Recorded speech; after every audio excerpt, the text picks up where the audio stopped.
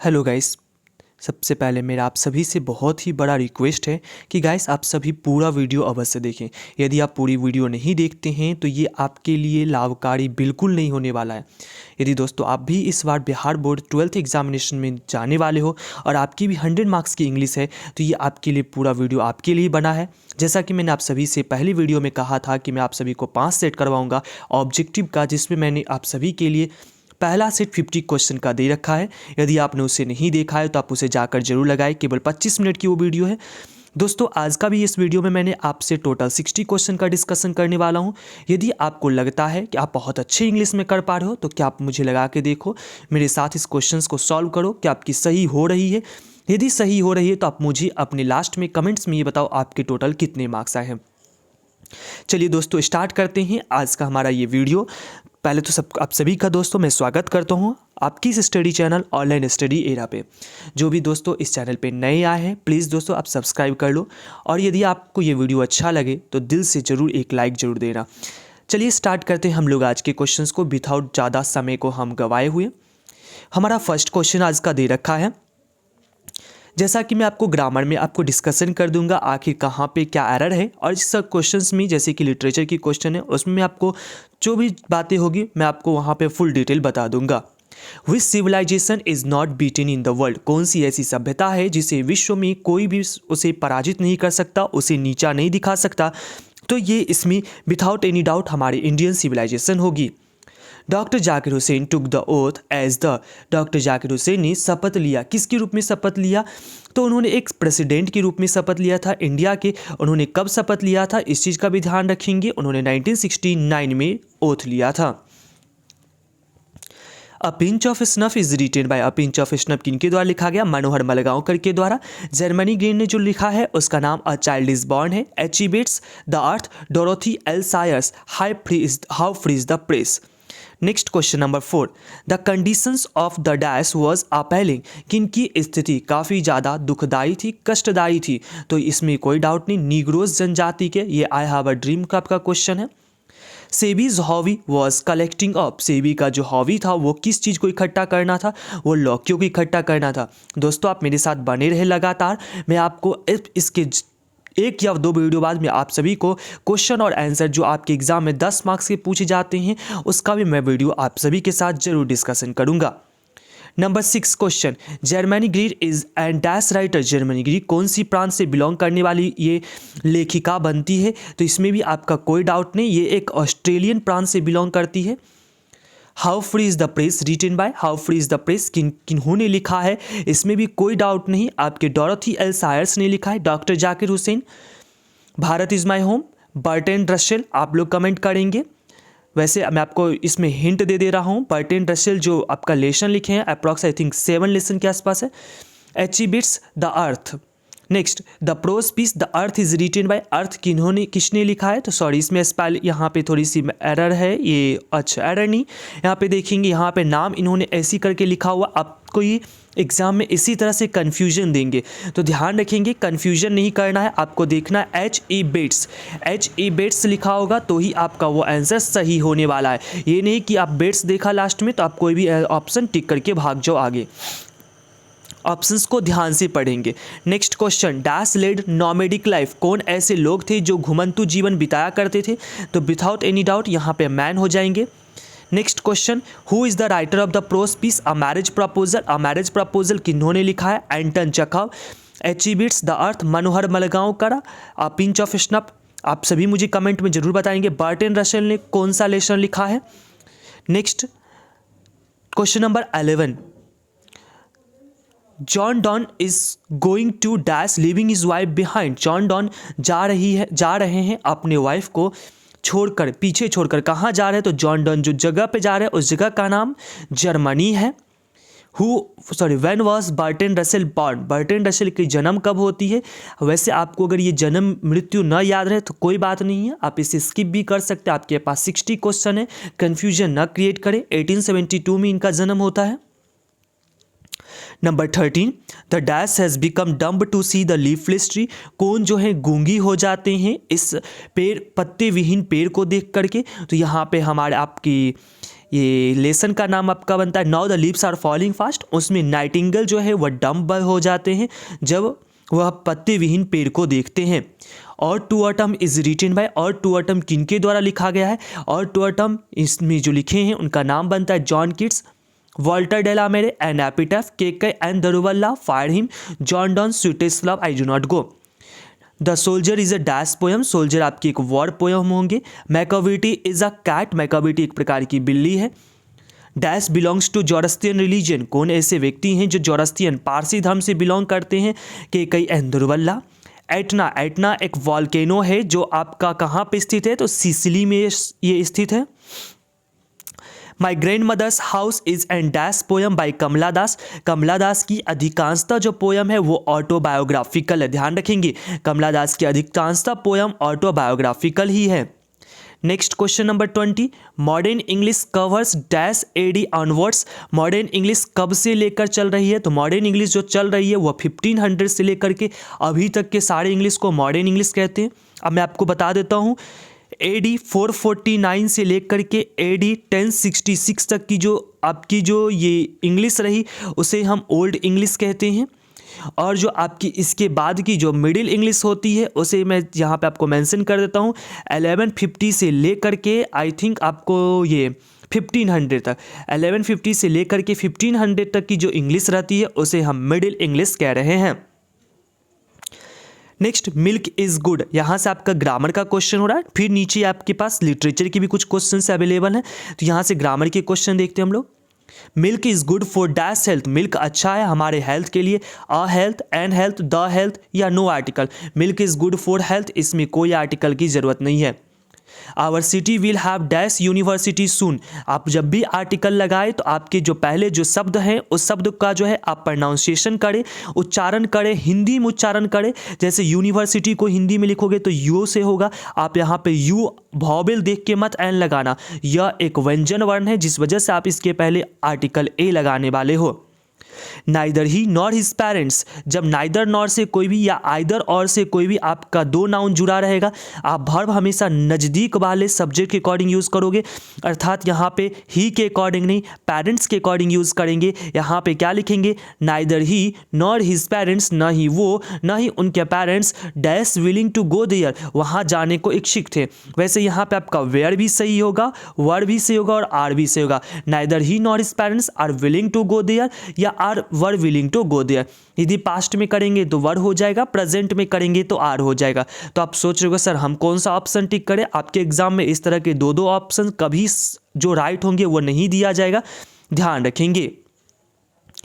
500 rupees dash a small amount these days, इन दिनों 500 रुपये बहुत छोटी सी मुद्रा है। आप सोचोगे 500 रुपीज़, रुपीज़ दिया हुआ है प्लूरल है, ऐसा नहीं है। 500 रुपीज़, ये 500 रुपये जो है एक क्या है, एक यूनिट को बता रहा है, जो एक पूरे समूह को बता रहा है। आप ऐसा ना समझे 500 रुपये, नहीं रुपये नहीं है, 500 रुपये एक समूह को बता रहा है, एक यूनिट को बता रहा है, जिस वजह से ये हमेशा सिंगुलर ही होता है। 10 किलोमीटर कोई लंबी दूरी नहीं है, तो आप मत समझना ये प्लूरल हो जाएगा, ये हमेशा सिंगुलर होता है। इज़ यहाँ पे हमारा राइट आंसर होगा। 500 rupees is a small amount these days. आप बोल रहे होंगे सर यहाँ पे वॉज भी आ सकता है, तो वॉज यहाँ पे नहीं होगा। क्यों नहीं होगा? क्योंकि यहाँ पे लिखा हुआ दीज डेज, इन दिनों, तो इन दिनों मतलब प्रेजेंट की बात हो रही है, इसीलिए वॉज यहाँ पे नहीं होगा। Number 25, you must learn English, तुम्हें अवश्य इंग्लिश सीखना चाहिए। इसका पैसिव बनाओ, इसका पैसिव हो जाएगा English must be learned by you, क्योंकि हम पैसिव में सब्जेक्ट को ऑब्जेक्ट की जगह पे रखते हैं और ऑब्जेक्ट को सब्जेक्ट की जगह पे, और जिसमें हमें मॉडल एक्सुलरी लिखा होगा उसमें हम लोग मॉडल एक्सुलरी के बाद हम बी ऐड करते हैं और बी के बाद हमेशा पैसिव में हम वर्ब का थर्ड फॉर्म यूज़ करते हैं। अर्थात यहाँ पे इंग्लिश हमारा ऑब्जेक्ट सब्जेक्ट बन जाएगा, तो इंग्लिश का बाद मस्ट तो हो ही जाएगा और उसका बाद आपको बी लगाना है, क्योंकि मॉडल एक्सुलरी का हमेशा बी लगता है। अब देखो यहाँ पे बी नहीं लगा हुआ है, रॉन्ग हो गया, यहाँ भी बी नहीं लगा, रॉन्ग हो गया, यहाँ पे भी है, यहाँ भी बी है, लेकिन यहाँ पे टू यू और बाय यू, तो आपका टू वाला नहीं होता। पैसिव वॉइस हमेशा बनाते होगे आप, वहाँ पे हमेशा बाय यू ऐड करते हो। Next question, I can never forget him, मैं उसे कभी नहीं भूल सकता हूँ। इसका आपको ये पैसिव चूज़ करना है। पहले तो हिम का हम सब्जेक्ट बनाएंगे, ही हो जाएगा। आई कैन, इसमें भी आपको मॉडल एक्सिलरी है तो यहाँ भी हम कैन का यूज़ करेंगे। और कैन का तब क्या लगाने वाले हो, वहाँ पे फिर नेवर लिखा हुआ तो आप नेगेटिव वर्ड को पहले प्लेस करो, फिर मेन वर्ब लगाओगे। यहाँ पे हम मेन वर्ब बी लगाएंगे। ही कैन नेवर बी, फॉरगेट का थर्ड फॉर्म होगा फॉरगॉटन, बाय किसके द्वारा, मी के द्वारा। अब देखो ऐसा कहाँ पे स्ट्रक्चर है, he can never be forgotten by me. He can not भी नहीं होगा क्योंकि ऊपर नेवर है, नॉट हमारा नहीं दिया हुआ, इसीलिए ऑप्शन नंबर ए सही होगा। 27, are you ever helped by your friend, क्या तुम्हें कभी तुम्हारे दोस्त ने मदद किया है। इसका एक्टिव चूज करना है। इज एम आर अगर लगा है और भाव में आईएनजी अगर नहीं दिया हुआ है तो आप हमेशा एक्टिव में डू डज ही देखने वाले हो। डू डज देखेंगे हम लोग तो यहाँ पे क्या होगा, योर फ्रेंड सब्जेक्ट बनेगा, योर फ्रेंड सिंगुलर है इसीलिए आपका डज हो जाएगा। सबसे पहले हम स्टार्ट करेंगे डज से। इट मीन्स हमारा ऑप्शन नंबर ए ना तो बी, क्योंकि योर से कोई क्वेश्चन स्टार्ट नहीं होता इसीलिए दोनों रॉन्ग हो गया। तो डज योर फ्रेंड यहाँ पे हो जाएगा डज योर फ्रेंड, दोनों सही है। उसके बाद क्या होगा, हेल्प यू। हेल्प यू ने यहाँ पे एवर भी लिखा हुआ, जो एवर ऊपर वाले में छोड़ रखा है तो इसीलिए हम यहाँ पे ऑप्शन नंबर बी को टिक करेंगे। Does your friend ever help you. Next question number 28, the teacher said to us, teacher हमसे कहते हैं the earth moves around the sun, कि अर्थ घूमती है सूर्य के चारों तरफ। इसका इनडायरेक्ट नरेशन आपको बनाना है। जब भी इनडायरेक्ट स्पीच में कोई इस तरह की बातें जो सर्वदा सत्य हो, यूनिवर्सल ट्रू जिसे कहते हैं, जिसे कभी कोई झुटला नहीं सकता है, जो पहले भी यही होता था और आज भी यही हो रहा है और भविष्य में भी यही होगा, उस सेंटेंस में आपको कुछ नहीं चेंज करना, बस आप कॉमा इन्वर्टेड कॉमा के जगह पे डैट लगाओ। द टीचर सेड टू को कन्वर्ट करते हम लोग टोल्ड में, तो देखते चलेंगे। द टीचर टोल्ड बाय, ये तो रॉन्ग हो गया। द टीचर टोल्ड अस हो सकता है यहाँ पे option number B. The teacher told by ये भी रॉन्ग, ये भी रॉन्ग, इसमें तो कोई आगे देखना ही नहीं, आपका ऑप्शन नंबर बी सही हो जाएगा। The teacher told us that the earth moves around the sun. Next, he advised me not to go out at noon, उसने मुझे एडवाइज्ड किया बाहर मत जाओ दोपहर में। तो इसका क्या हम बनाएंगे, सबसे पहले ही सेड टू मी सभी में लिखा हुआ, आगे चलते हैं। डोंट गो आउट एट नून हो सकता है, don't go at noon, go at noon, यहाँ पे गो एट नून का मतलब दोपहर पर, दोपहर के यहाँ मत जाओ। दोपहर कोई व्यक्ति नहीं जिसके यहाँ हम जाके बैठेंगे। Don't go at the noon, at नहीं है आउट है, इन द नून भी नहीं होगा, इसीलिए ऑप्शन नंबर आपका ए सही हो जाएगा। Next, this house is infested, यह घर घिरा हुआ है, किस चीज़ से घिरा हुआ है, तो रैट से घिरा हुआ है, बिल्ली सॉरी ये क्या बोलते हैं, चूहों से घिरा हुआ है यह घर जो है। तो इसमें आपका क्या हो जाएगा, जब यहाँ पे घिरा हुआ है तो यहाँ पे वैसे यहाँ पे 30 नंबर में आपका जो यहाँ पे राइट आंसर होगा, देखिए यहाँ पे इज बी भाव है, बी भाव का भाव की थर्ड फॉर्म है। यहाँ पे हमारा जो है ये पैसिव वॉइस में चल रहा है, इसीलिए यहाँ पे हम लगाएंगे this house is infested by rats. I hope आपको समझ में आ गया होगा। Next question number 31। दोस्तों यदि आपको ये अच्छा लग रहा है तो प्लीज़ दोस्तों लाइक करें। यदि आपने अभी तक सब्सक्राइब नहीं किया है तो इसे सब्सक्राइब करना बिल्कुल ना भूलें और इसे अपने दोस्तों के साथ भी शेयर करें, क्योंकि आपकी तरह वो उनकी भी जो है प्रिपरेशन नहीं हो पाई है इस कोविड की वजह से, और आपकी जो है दायित्व बनती रिस्पॉन्सिबिलिटी है अपने दोस्तों की मदद करने की। नेक्स्ट है 31, a man who is jealous, एक व्यक्ति जो किसी से जलन करता है, dash other makes no progress, उसकी कभी भी क्या नहीं होती है, प्रगति नहीं करता है। तो ये क्या हो जाएगा, इसमें हमारा जो 31 क्वेश्चन है इसमें हमारा क्या होगा, यहाँ पे आपको प्रीपोजिशन फिल करना। A man who is jealous at others make no progress, या ऑन अदर्स, ऑन अदर्स का तो कोई बात ही नहीं है, ऑफ अदर्स या इसमें से कोई नहीं। तो यहाँ पे हमारा जो होगा सही answer, a man who is jealous of others, जो दूसरों से जलन करते हैं। यहाँ पे संबंध बता रहा है, संबंध बताने के लिए हम प्रीपोजिशन ऑफ का यूज करते हैं।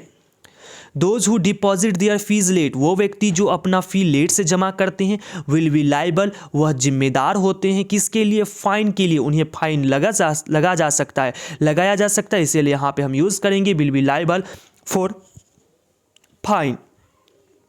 Next question number 33, choose the correct sentence, the railways will compensate the loss, railway will compensate, यहाँ पे द लॉस सेंटेंस थोड़ा सा कुछ इसमें आपको गलती नजर आ रहा होगा, ये सेंटेंस नहीं होगा। क्यों, the railway will compensate, railway जो क्षतिपूर्ति करेगा किस चीज का, लॉस का, लॉस का, इसका लॉस का यहाँ पे वर्ड जो आ रहा है वो का यहाँ पे आपके साथ छूट रखा है। The railway will compensate us for the loss, railway हम सभी को क्षतिपूर्ति करेगा अपने लॉस के लिए। हम सभी को क्यों क्षतिपूर्ति करेगा?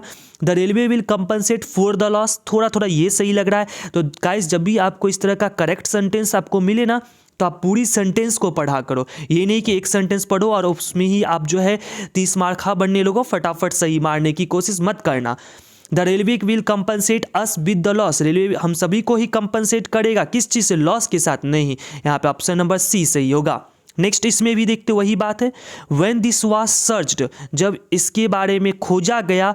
अबाउट इट वाज फाउंड, इसके बारे में जब खोजा गया के बारे में, ऐसे कैसे? सेंटेंस ही रॉन्ग लग रहा है। When this was searched for, जब इसके लिए खोजा गया। It was found, searched for यहाँ पे कोई आपको ये फ्रेजल वर्ब नहीं दे लगाना है हमें। व्हेन दिस सर्च्ड, जब इसे खोजा गया। It was found, when this searched, यहाँ पे देखेंगे व्हेन दिस सर्च्ड, जब इसे खोजा गया। यहाँ पे ये सेंटेंस समझेंगे। पैसिव में क्या होता है? हमेशा आप सब्जेक्ट के ऊपर वर्क करते हो। जब इसे खोजा गया, इसे खोजा गया मतलब इस सर्च मतलब इसके ऊपर काम हो रहा है। तो यहाँ पे जो है सेंटेंस पैसिव में चला, यहाँ पे कोई आपका बी वर्ब नहीं है। लेकिन ऑप्शन नंबर डी में है when this was searched it found, जब इसे खोजा गया तो ये मिल गया। कोई कुछ चीज़ें हैं जिसे खोजा गया है, अब इसके ऊपर वर्क हो रहा है तो यह पैसिव में बन रहा है, जिस वजह से ऑप्शन नंबर आपका डी सही होगा। 35 could you tell me how much do this cost, क्या आप मुझे बताओगे इसका कॉस्ट कितना है? क्या गलती इसमें? देखो डू लगा हुआ है। कॉस्ट, कॉस्ट मतलब होता है मूल्य। मूल्य क्या है? एक अनकाउंटेबल नाउन है, इसको आप गिन नहीं सकते हो, तो उसके साथ सिंगुलर वर्ब लगाओगे। यहाँ पे डज होना चाहिए था, रॉन्ग है। Could you tell me how much does this costing, costing का मतलब यहाँ पे कॉस्टिंग कितना कॉस्टिंग का है, नहीं है, कॉस्ट पूछती हैं हम, दाम पूछते हैं। कॉस्टिंग यहाँ पे कोई वर्ड नहीं बन रहा है। हाउ डज दिस कॉस्ट, यह कैसे कॉस्ट करता है, ये भी नहीं होगा। ऑप्शन नंबर डी सही होगा। Could you tell me how much this cost, इसका कितना दाम है, क्या आप मुझे बताओगे इसका मूल्य कितना है? Number 36 the angry tiger dash on the youth, जो गुस्सेदार जो बाघ था वह यूथ पे क्या किया? तो पाउंस, पाउंस का मतलब होता है छलांग मारना, तो उस पर छलांग मारा। पाउंस प्रेजेंट टेंस की बात हो रही है। देखो पाउंस यहाँ पे एंग्री टाइगर एक शेर की बाघ की बात हो रही है। यहाँ पे पाउंसेज अगर सिंगुलर प्रेजेंट टेंस में लगाए तो सिंगुलर में एस लगाना पड़ेगा वर्ब में, लेकिन ये भी आपका रॉन्ग है। इसीलिए यहाँ पे आपका ऑप्शन नंबर 20 पास्ट में वर्ब की सेकेंड फॉर्म पाउंस्ड सही होगा। ही dash this exercise by 8 o'clock, ध्यान रखेंगे जिस भी सेंटेंस में आपका बाय लगा रहेगा वह सेंटेंस हमेशा सिंपल फ्यूचर को ही बनेगा। वह चाहे सिंपल फ्यूचर हो, फ्यूचर परफेक्ट हो, फ्यूचर कॉन्टिन्यूअस हो, चाहे जो भी हो। अब देखो यहाँ पे is finish present tense cut करो, फिनिश प्रेजेंट टेंस कट करेंगे, ऑप्शन नंबर बी यहाँ पे राइट होगा, will have finished. He always, जिस सेंटेंस में ऑलवेज, एवर, नेवर ये सब कुछ वर्ड लगे रहेंगे वो हमेशा प्रेजेंट टेंस में होता है। ही always dash in the class, वो हमेशा क्लास में सोता है। ही always, daily, never, every day ये सब हमेशा प्रेजेंट टेंस में होता है। ही सिंगुलर है, ही के साथ एस भाव में लगाएंगे, ही स्लिप्स हो जाएगा।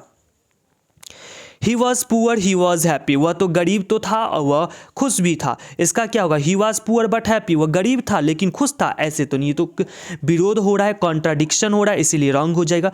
ही वॉज पुअर, वह गरीब था, सो हैप्पी, इसीलिए खुश था, ये भी नहीं होगा। He was both poor and happy, वह गरीब भी था और हैप्पी भी था, नहीं नहीं नहीं, एक मिनट सॉरी, ऊपर वाला सेंटेंस आई थिंक यही सही था, मैंने गलत कर दिया, ये मैं फ्लो में बोलते बोलते चला गया। ही वॉज पुअर, वह गरीब है बट हैप्पी, लेकिन वह क्या है? खुश है। ही यहाँ पे आपका ये सेंटेंस सही होगा, वह गरीब तो है लेकिन क्या है? फिर भी खुश है, but happy. Number 40 she worked late, वह देर तक काम की। सी फेल्ट टायर्ड, इसीलिए वह थकी हुए महसूस कर रही है। तो यहाँ पे कॉम्बिनेशन क्या हुआ? She felt tired to work late, वह थकी महसूस कर रही है देरी से काम करने के लिए, ऐसा तो नहीं है। She felt tired so she work late, वह थकी महसूस कर इसीलिए देर तक काम किए, नहीं तो सी वर्कड लेट, वह देर रात तक काम किया, देर तक काम की है। सो सी फेल टायर्ड, इसीलिए वह महसूस कर रही है टायर्ड, इसीलिए ऑप्शन नंबर सी सही होगा। बिल्कुल कॉम्बिनेशन सही बैठ रहे हैं। 41 देखो, जब भी इस तरह के आपके ऑप्शन वाले का क्वेश्चंस मिले ना, तो आप पहले उसमें चारों ऑप्शंस को पढ़ो पहले ध्यान से। जब तक आप ऑप्शंस को नहीं पढ़ोगे तो आपको वो चीज़ें क्लियरिफाई नहीं हो पाएगी, आप उसे आइडेंटिफाई नहीं कर पाओगे। Number 41 he may be at home, I do not know, वह घर पे हो सकता है, मैं नहीं जानता हूँ। आई do not know whether he is at home, मैं नहीं जानता हूँ यह क्या वह घर पे है, हो सकता है। आई नो मैं जानता हूँ, अरे ऊपर डू नॉट बोला है, गलत हो गया ना। आई मे नो मैं जान सकता हूँ, ये भी गलत हो गया ना। आई नो ये भी गलत हो गया ना। आपका ऑप्शन नंबर ए सही होगा। स्पेलिंग सही चूज करना है। एक्टिविटी का स्पेलिंग ACTIVITY हो जाएगा। सैटेलाइट का स्पेलिंग आपका हो जाएगा SATELLITE satellite. Why do you insist तुम मुझे क्यों जोर देते हो, dash him on to our party उसे बुलाने के लिए। वाई डिड यू इंसिस्ट तुम मुझे क्यों जोर देते हो उसे पार्टी के लिए बुलाने के लिए। तो इंसिस्ट के बाद हमेशा आप याद रखेंगे फिक्स प्रीपोजिशन ऑन लगता है। तो यहाँ पे ऑन किसके बाद लगा, यहाँ पे इसी के बाद लगा। वाई डू यू इंसिस्ट तुम मुझे क्यों परेशान करते हो on inviting him to the party उसे पार्टी में बुलाने के लिए। नंबर 45 अब स्किप करेंगे। नंबर 46 इन एडिशन टू इसके अलावा हिम उसे आई गेव हिम $500 मैंने उसे $500 दिया। किसके अलावा, तो एडवाइस देने के अलावा मैंने उसे $500 भी दिया। तो यहाँ पे क्या हो जाएगा देखेंगे, ये सेंटेंस में सब्जेक्ट की ज़रूरत है। सब्जेक्ट के लिए आप जानते होंगे या तो नाउन सब्जेक्ट बनता है ना तो प्रोनाउन। यदि आप वर्ब को सब्जेक्ट बनाना चाहते हो तो उसमें आप ING लगा दो। तो यहाँ पे देखेंगे एडवाइस में ING लगा के बनाएंगे। In addition to advising him उसे एडवाइस देने के अलावा I gave him $500। I dash just no just already आपको किसी भी सेंटेंस में लगा दिख जाए। दोस्तों पहले तो मैं आपको एक बात बता दूं, मैंने इससे भी पहले टेंस का क्वेश्चन कराया है। आप सभी ध्यान रखिए कि आपके एग्जाम में टेंस से क्वेश्चन लगभग 20 मार्क्स के पूछे जाएंगे। यदि आपने उसे नहीं देखा है तो आप जाइए इसी वीडियो में प्लेलिस्ट में आप चले जाइए, वहाँ पे आपको ग्रामर का प्लेलिस्ट दिखेगा। उसी प्लेलिस्ट में जो है मैंने टेंस का क्वेश्चन कराया है, उसे आप लगा लिए ना तो मेरा से वादा है आपको बिल्कुल आपको 20 में से कम 18 नंबर तो पक्के हैं। 2 नंबर के तो गारंटी नहीं लूँगा, कम से कम 18 तो पक्के आ जाएंगे।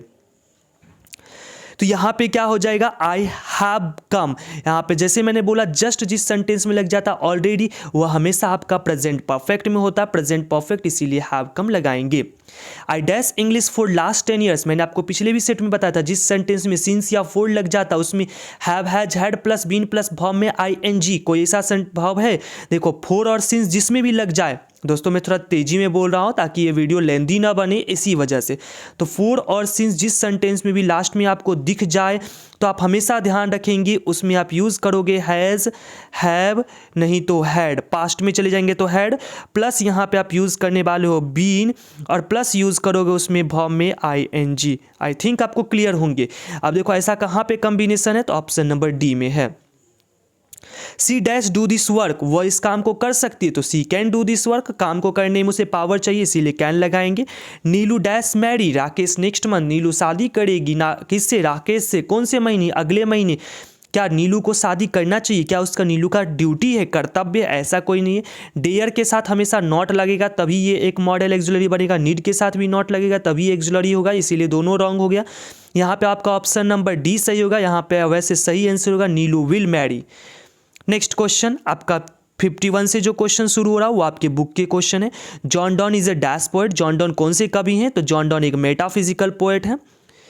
इन the line in hearts at peace under an English heaven, ध्यान रखेंगे जैसे ही इंग्लिश शब्द दिख जाए ना फटाफट आप समझ जाइए कि कौन से लेसन पे पहुंच जाना है हमें, द सोल्जर पे। द सोल्जर में इंग्लैंड की चर्चा होती है और इंग्लैंड को इंग्लिश बोला गया, इसीलिए द सोल्जर रूपर्ट ब्रूक के द्वारा लिखा गया। Ode to autumn, song of myself और फायर हिम, इस तीनों के जो हैं कवि कौन है आप कमेंट सेक्शन में मुझे बताएंगे।